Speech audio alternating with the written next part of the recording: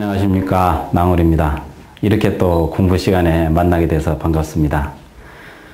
그동안에 입문이나 연구나 또 용신, 또 실전 이런 과정을 거쳐서 열심히 연구하셨으면은 아마 이제 어느 정도 사주를 보고 해석하는데 큰 어려움은 없지 않을까 이런 생각이 듭니다. 그렇다고 해도 또 이제 대운이라든지 세운 또 방문자가 물어보는 온갖 예상치 못한 일들에 대해서 완벽하게 답변을 할 수 있다고 보기는 아마 어려울 겁니다. 그것은 이제 많은 시간과 또 경험이 곁들여지면서 해결이 되리라고 봅니다. 이제부터 여러분들이 이걸 보시면서 공부하실 내용은 사주팔자로서 사람의 심리를 어떻게 이해하고 어떻게 읽어낼 수 있는 것인가 하는 점에 대해서 그 공부를 하실 내용이 되겠습니다. 소위 말해서 심리반이 되겠는데 이제부터 하나하나 자세하게 설명을 드려서 이해를 도와보도록 하겠습니다. 방식은 우선 갑목편, 갑작, 갑인, 갑오, 갑신 이런 순서로 하겠습니다. 그러니까 갑자을축으로 하게 되면은 계속 일주가 바뀌기 때문에 혼란스럽고, 그래서 갑목을 다 6가지 끝내고 그 다음에 또 을목으로 들어가서 6가지로 하는 이런 방식으로 취할 테니까 공부하실 적에 이 점을 참고하시면 되겠습니다. 우선 맨 처음 항상 먼저 등장하는 것이 갑자가 되겠습니다. 갑자 이 자체만 놓고 설명한 것은 마음을 읽는 사주학에도 언급이 되어 있고 또 자평명리학에도 일부 간단하게나마 요약은 되어 있습니다. 항상 공부하시는 분들의 욕심은 끝이 없다는 생각을 하게 되는데 좀 더 상세하게 해달라고 이렇게들 요청들을 많이 하십니다. 사실 상세하게 하고 싶어도 때로는 지면 관계상 또 못하는 경우도 있고 여러 가지 이유가 있겠습니다만은 이제 약 한 20-30분 걸쳐서 한 가지 이 일주를 가지고 주변 상황을 설명해 드린다면은 비교적 상세하지 않겠는가 이렇게 생각을 하고 지금 시도를 하게 되겠습니다. 갑자를 말할 때 우선 첫째 갑목은 갑목 자체의 특성이 편재라고 그랬습니다. 기억나실는지 모르겠네요. 편재가 뭘 받습니까? 하면은 정인을 받습니다. 이것은 갑자일주의 특성이 되겠네요. 갑자만이 갖는 특성, 편재가 정인을 본 구조다 이렇게 말씀을 드립니다. 근데 실제로 사주풀이 하는 데 있어 가지고 일간 갑목은 편재다 이렇게 말할 경우는 잘 없습니다. 다만 이제 공부 과정에서 기본적으로 얘기를 하다 보니까 갑목은 편재다, 을목은 정재다 이렇게 말하는 것은 하건충 선생님의 그 일간 기본 심리 특성을 나열해 보는 것이 되겠고, 사실은 마음을 읽는 사주학에서 이 부분에 대해서 약간의 언급은 했습니다만은 사실 그 이후로 진행하는 과정에서 이 부분만 집중적으로 볼 기회는 아마 적지 않았나 싶습니다. 그래서 일간의 어떤 특성에 너무 비중을 두지 말라는 말씀을 드리고, 편재는 여러분이 공부하시기에 성급하다, 서두른다, 조바심을 낸다 이런 특성을 갖는 것이 기본입니다. 다시 말하면 갑목으로 태어난 사람은 기본적으로 그런 것이 있다는 얘기죠. 기본적으로 이러한 특성을 가지고 나서 그 주변에 따라서 변화가 되는데, 사실 실제로 임상하는 과정에서 일일이 갑목은 편재니까 성급하다 안 해도 괜찮습니다. 사실 생각해 보면은 10간 중에서 맨 처음이 뭡니까? 바로 갑 아닙니까? 갑이 맨 처음 나온 것은 그거야말로 얼마나 급한 성분인가를 알 수 있다고도 하겠습니다. 뭐 다른 분들이 또 말할 때에는 갑월병정이 순서가 있는가, 동시에 존재하는 게 아닌가 이렇게도 말합니다. 사실 한 반에 학생이 30명이 있으면은 그 순서가 기본적으로 있는 건 아닙니다. 근데 그놈들을 출발시켜서 어디까지 도달하게 만들면 분명히 순서가 생기거든요. 그것이 나름대로의 특성이라고 보면 될 것 같습니다. 그런 관점에서 갑목은 기본적으로 편제인데, 그러다 보니까 서두르고 앞서가고 또 조바심을 내고 여러 가지 경우의 단어를 사용하지만 결국 목적은, 의미하는 바는 편제의 조급함이 되겠습니다. 예, 오랜만에 찍다 보니까 배터리 사고 있었습니다. 이해하시고 잠깐 연기를 어색하더라도 양해하시기 바랍니다. 갑목이 정인을 봤을 때 이 갑목은 정인을 보게 되면은 무엇보다도 흡수하는 그 수량이 충분하다고 말해도 되겠네요. 적어도 갑목이 자수를 만났다는 얘기는 적어도 먹고 사는 데 대해서는 걱정할 필요가 없다, 이렇게 됩니다. 생각해 보면은 생명력은 어디서 나오는가, 이런 생각을 해봅니다. 갑자라고 하는 특성, 왜 갑목을 죽은 나무라는 말로 표현했는가, 그런 말이 있죠. 고서에 보면은 갑목은 죽은 나무다 그럽니다. 왜 죽었냐니까 물에 떠서 죽었대죠. 사실은 그런 관점으로 보지 말고 갑목은 생동감이 없는 나무다, 이렇게 보는 게 아마 좋을 것입니다. 왜 그러냐? 갑이 자를 보고 충분하게 수분 공급이 넉넉해지면은 더 이상 성장을 안 합니다. 왜 성장을 할 필요가 있느냐? 이미 먹을 게 천진데. 그러다 보니까 갑목이 자수를 만난 갑자의 특성이 기본적으로 꿈적거리기 싫고, 그냥 말로 나태하고 안주하고 활동성이 떨어지는 이런 특성을 지니게 되죠. 이것은 앞뒤가 모순되는 것처럼 보일 수도 있습니다. 갑목은 편제라고 그래서 상당히 성급하고 서두른다고 그랬는데, 이 갑자가 돼버리면은 정인을 보게 되니까 그 서두르고 성급한 면이 사라지면서 오히려 그 수동적이고 좀 그런 게으른 스타일의 모양으로 나타날 수 있으니, 이런 거에 대해서는 어떻게 차이를 극복할 것인가, 여기에서 비중을 둘 때는 적어도 정인에 비중을 둔다는 것입니다. 왜냐하면 갑목은 갑목으로 내버려 두고 정인의 특성에 의해서 수동적인 그런 수용적인 면으로 작용하는 걸로 관찰을 하게 되는 거죠. 그래도 구태여 갑자를 본다면은 그 서두르는 마음이 주로 먹을 때만 서두르는지도 모르겠습니다. 그리고 일을 하고 뭔가 생산적인 데는 상당히 수동적으로 아마 서두르지 않을 것이다, 이렇게도 말할 수 있겠습니다. 그래서 갑자는 안정적이다 또는 수동적이다, 이런 성향으로서 대입할 수가 있겠습니다. 갑자라고 하는 것은 변치 않습니다. 그대로 가만히 두고 천간이 좌우가 어떻게 되느냐에 따라서 비로소 갑목에게 어떤 조건이 주어지는 것으로 보면 되겠습니다. 다시 말하면 일간 갑목 입장에서 일지는 이것은 어쩌면 안정적인 고정적인 걸로 보겠습니다. 고자를 이렇게 써야 되죠. 고정적이다. 이래놓고 나서 주변에 천간의 기가 어떤 기운이 오느냐에 따라서 변화가 일어나는데, 이런 거 관찰하다 보면은 정말로 20-30분은 너무나 짧죠. 분명히 아마 이거 보시고 난 분이 또 아이고 좀 더 자세히 해주셔야죠, 나오실 겁니다. 그렇지만 사실은 공부라는 것은 하나의 힌트를 가지고 10배, 20배로 잡아 느리는 엿가락 작전을 잘 쓰실 줄 알아야지, 주는 것만 날름날름 받아먹고 연구하지 않으면 영원히 그 핵심을 얻기에는 아마 불가능하지 않겠는가, 이래 생각합니다. 그러니까 많은 궁리가 필요하다는 점을 말씀을 드리겠습니다. 자, 갑을 봤습니다. 양쪽에 갑일 경우도 있고 한쪽만 갑일 경우도 있겠죠.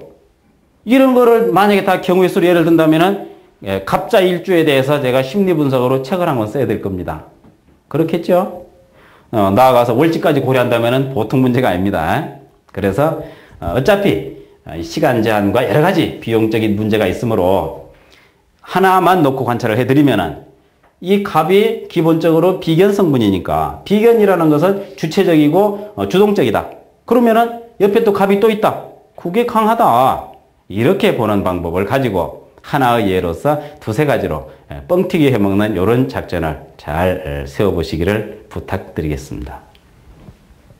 갑이 갑을 보면은 주체가 강화됩니다. 아마도 이런 사람은 어떤 행동을 취할까? 누워가지고 손가락 하나 가지고 모든 것을 다 처리하려고 하는 그런 사람이 떠오릅니다. 말하기도 귀찮아요.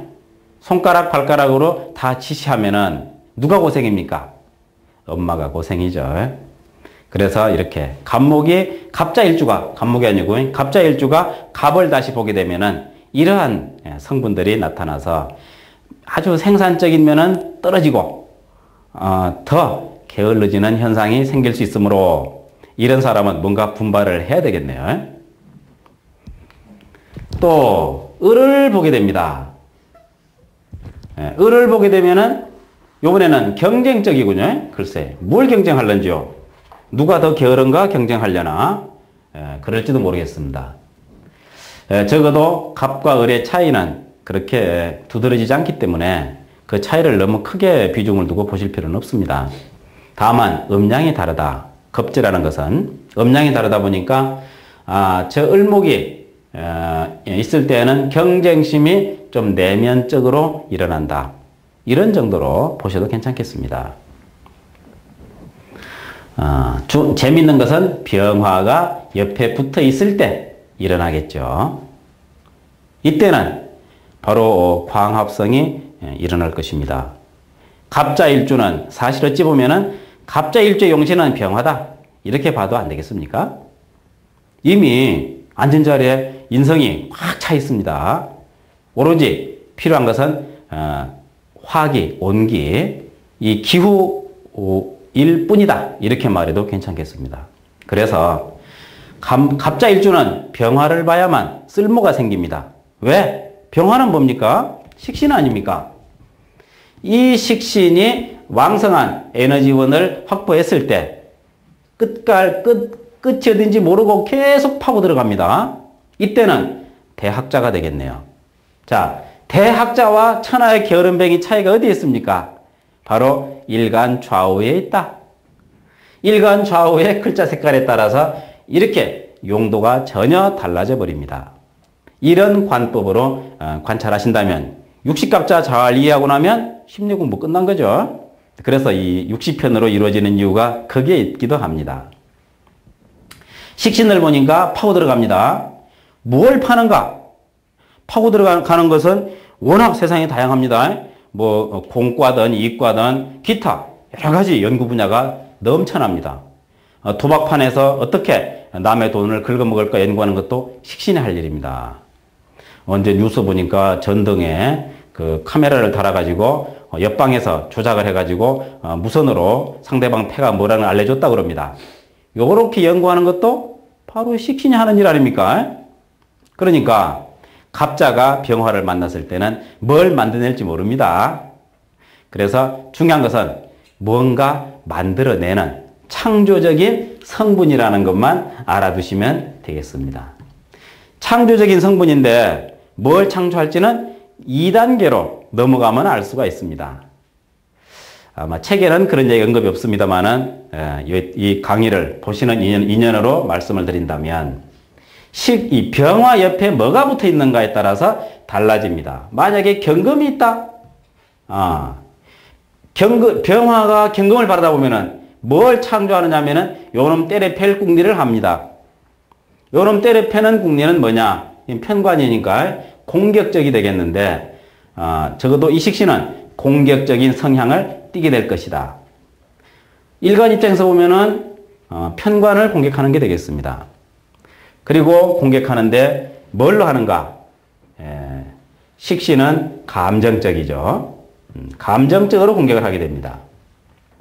그래서 뭔가 북리를 해가지고서 식신이 파고들기 때문에 이런 사람은 주로 논쟁을 하게 되면 상당히 감정에 치우쳐 가지고서 자기가 알고 있는 바를 다 설파하지 못할 수가 있습니다. 그게 바로 감정적인 단점이죠. 그래서 이런 경우에는 감정적을 글로써 순환시켜 가지고서 해야 되기 때문에 주로 논설 같은 그런 스타일의 글 이런 것들이 가능합니다. 비판이라고 말을 하죠. 이런 쪽에 공격을 해 나가는데 특히 뭐 정부가 됐던 어디 뭐 고위 공직자가 됐던 겁 없이 마구 파고드는 그런 방향으로 전개가 될 것입니다. 그러니까 병화 옆에 다시 말하면 식신 옆에 뭐가 있냐에 따라서 태도가 달라진다는 겁니다. 여기 편제가 있다고 칩시다. 계속 이런 얘기가 반복될 것입니다. 반복되는 가운데 확실하게 소화가 되시리라고 봅니다. 병화 옆에 편제가 있다는 얘기는 무토라고 하면 되겠군요. 네, 무토가 있습니다. 갑, 병, 무 가능하죠?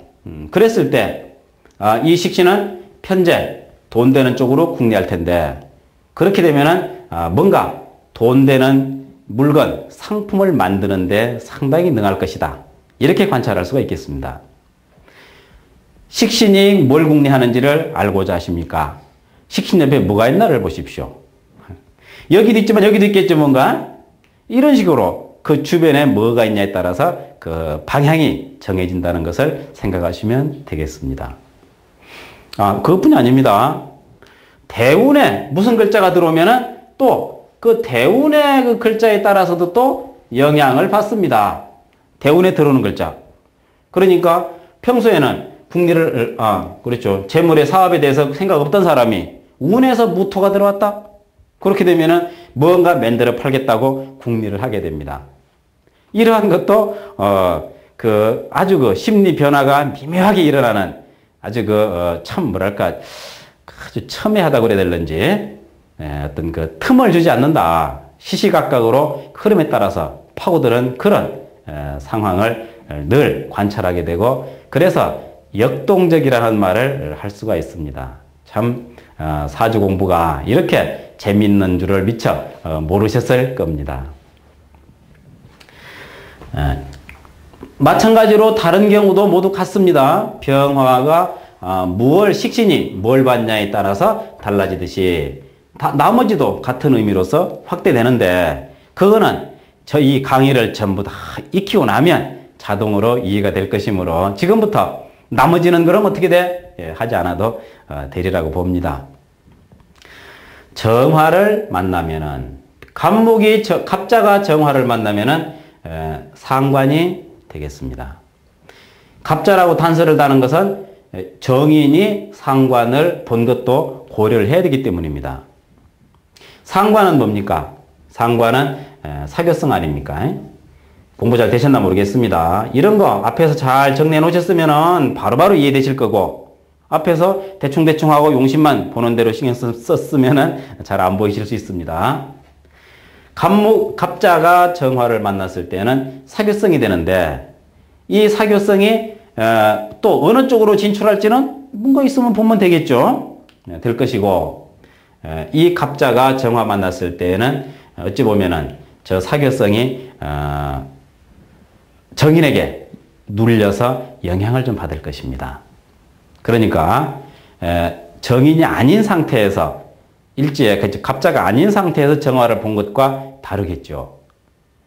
그러니까 이렇게 육갑, 갑목일간이 만나는 6개의 지지를 각각 구별해 놓고 관찰하다 보면 아마 상당 부분 깊이 있는 관찰이 가능하지 않을까 이렇게 생각이 됩니다.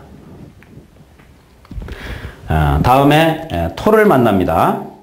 무토를 만나게 됐을 때는 흔히 하는 말로 편제를 본 것이 됩니다. 특히 일지 정인이 축축하게도 좀 안 어울리네. 철렁하게 있을 때 이때 갑목은 무토에게 쏠리는 마음이 더욱더 강렬하겠죠. 이렇게 되면은 이 사람은 아마 노름판으로 뛰어들지 모릅니다. 편제, 속전속결. 가장 빠른 게 무엇이냐. 이런 사람은 어디 여행을 가는데 비행기 길이 있고 백길이 있으면 당연히 선택의 여지가 없습니다. 비행기 타야 됩니다. 또 더 빠른 로켓을 했다 그러면 로켓을 탈 겁니다. 아마. 특히 갑자일주가 무토 만났을 때 이 성급함이란 아마 타의 추종을 불허할 걸로 생각이 됩니다. 그만큼 빠른 결과, 갑자가 무토 만났을 때에는 급하기가 벼락과 같다. 벼락과 같다는 그런 비유로서 들어도 될 정도로, 이런 사람과 만약에 갑자일에 무토 본 사람과 동업을 한다면은 아마 안 하는 게 좋을 겁니다. 왜냐? 그 사람의 서두름에 아마 견뎌낼 장사가 없을 겁니다.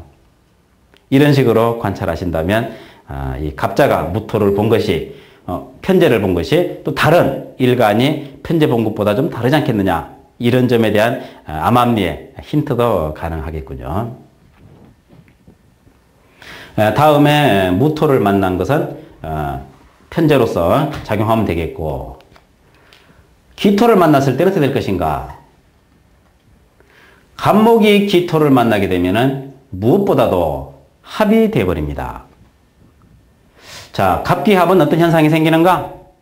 일지정인과 좌우에 정제가 들어오게 됩니다. 어느 쪽을 따라갈 것인가? 마누라를 따라가는 거죠. 근데 사실은 배우자라는 것은 별도로 또 남자의 경우, 여자의 경우 다르니까 크게 뭐 강조할 수는 없겠습니다. 적어도 재를 따라간다는 겁니다. 재를 따라간다는 것은 돈을 취한다는 거지. 그렇게 되면은 고향이고 뭐 윤리고 도덕이고 없어. 왜? 정의는 윤리고 도덕이 포함되어 있거든요. 그러니까 바로 재를 따라 가버리니까, 편제는 이건 가만히 두고서 찾아간다면 이 정제는 이것도 버려버리고 찾아간다. 왜냐하면 이 정인이 이 기토한테 극을 받아버리니까. 이런 현상으로 관찰한다면 아마도 이 갑자가 기토 본 경우에는 어쩌면은 좀 방법에 대해서도 좀 상당히 좀 문제가 있을 수 있을 것이다. 다시 말하면 결과가 확실하게 들어온다면, 정제니까 정제는 확실한 계산이 포함이 돼야 됩니다. 다시 말하면 아무렇거나 일을 벌리는 게 아니라 확실하게 결과가 보이는 일에 투자를 하는 거죠. 물론 보인다고 생각하는 거죠. 확실한 결과가 어디 있습니까? 세상살이에. 그런 건 없습니다. 그래서 갑이 기토 만났을 때에는 흔히 비유컨대 나무가 땅을 타면서 엎어진다. 엎어진 나무다. 그런 말도 할 수 있습니다. 이건 가능한 얘기죠.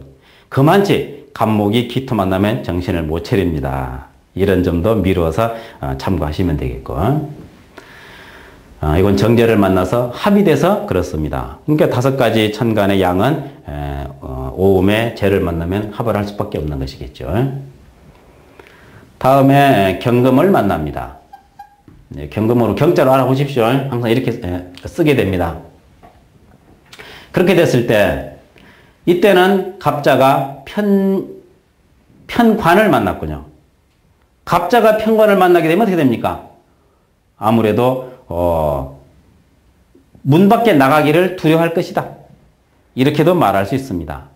집안에 있으면 마음도 편한데, 다시 말하면 생산적인 의욕이 안 보이네요. 이런 사람에게는 반드시 다른 어디에 정화, 병화가 있어야만 그 단점을 보완하고 사회에 뭔가 자기 일을 할 수 있는 그런 일을 찾지 않겠는가, 이런 생각이 또 되는군요. 만약에 이걸 보고 계신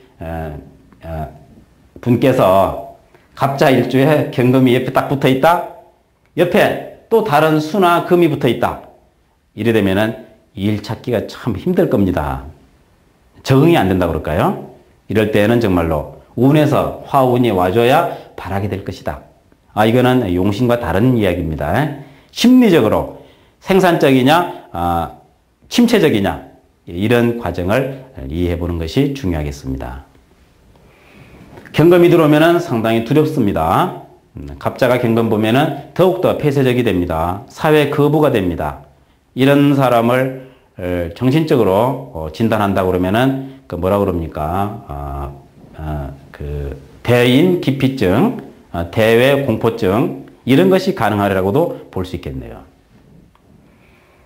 신금이 들어왔을 때는 정관이 되므로 갑자가 정관을 만나게 되면은 폐쇄적이기는 하되 사회적인 일반 규범은 준수할 것이다. 이렇게 봤을 때 직장 생활은 가능하겠습니다. 직장도 아무나 하는 거 아닙니다. 여러분도 경험이 있으시겠습니다만은 직장도 적성이 맞는 사람이 하는 거지 아무나 할 수 있는 일은 아니다. 만약에 저한테 누가 장관 직장 줄 테니 와서 근무 좀 하시오 그러면은 아마 저는 안 갈 것 같습니다. 그럴 리도 없겠지만은 왜? 항상 추구하는 목적이 다르다는 얘기죠. 저는 편제를 추구합니다. 가까이 편제가 붙어 있다 보니까. 여러분은 뭘 추구하시는지요? 직장에는 적응이 가능하지만 이런 사람에게 뭐 하나 연구해서 만들어봐라 이런 프로젝트가 주어진다면 아마 머리 싸매고 들어 누울 겁니다. 매우 힘든 일이죠. 마지막으로 임수, 계수 묶어서 말해버려도 되겠습니다. 자, 이게 어떻게 되겠습니까? 자수, 갑자일주가 임계수를 만났습니다.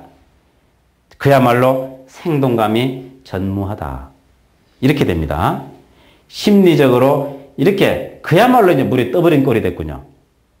이때는 반드시 살려줄 수 있는 글자가 그래도 결단력이 되는 편제나 뭔가 그래도 뭔가 좀 진취적인 이 화가 있어야만 다른 쪽에 구제가 될 것이다. 이게 용신의 개념이 아니라는 점을 다시 강조드리고 이렇게 갑자일주를 놓고 그 중심으로 간단하게 살펴보게 됩니다. 이해가 안 되시면은 반복해서 보시고 이해가 되신다 그러면은 다행입니다. 계속 이제 이어서 진행할 텐데 그럼 다른 경우에 또 어떤 경우가 생길는지 앞으로 계속 나옵니다. 이제 갑자 이후로 이런 식으로 해서 다 보고 소화만 된다면 아마 여러분의 공부는 아마 큰 발전이 되지 않겠는가 이렇게 생각이 되네요. 우선 갑자에 대해서는 이런 정도로 말씀을 드리고 다음에 이어서 설명드리겠습니다.